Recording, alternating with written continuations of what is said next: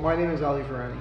I was born in Vancouver and raised between Vancouver and Edmonton, so I've spent a good portion of my life between BC and Alberta. Growing up, most of my life, my family has been in the construction side of the business.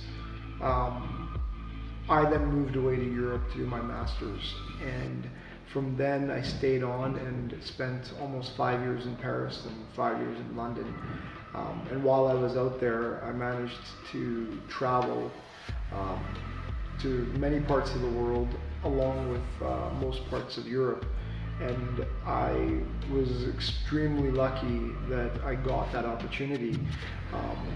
But one of the things I did notice as I would come home and visit family was that I noticed that things in Canada, and probably more so Western Canada and maybe even Alberta, hadn't evolved from an architectural or a design perspective when I was coming back and visiting. Now this goes back to, pre-2010. I noticed that our architecture really wasn't evolving or changing. Things were kind of stagnant. So we ended up taking some of our background in construction, and I kind of decided to revisit the way we did custom homes, and that's where Hoxton Homes was created.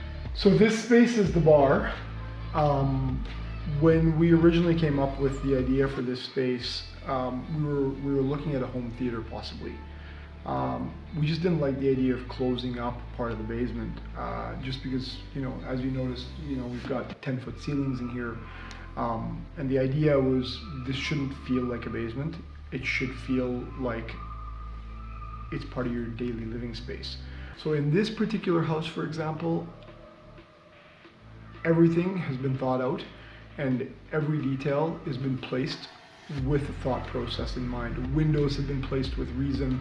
The way this space was designed, where we separated it with glass, all of that was thought out. It had a purpose. It wasn't just put there. There's always a focus on design, and there's always a focus on functionality. I don't think they can, in our world, I don't think one doesn't go without the other.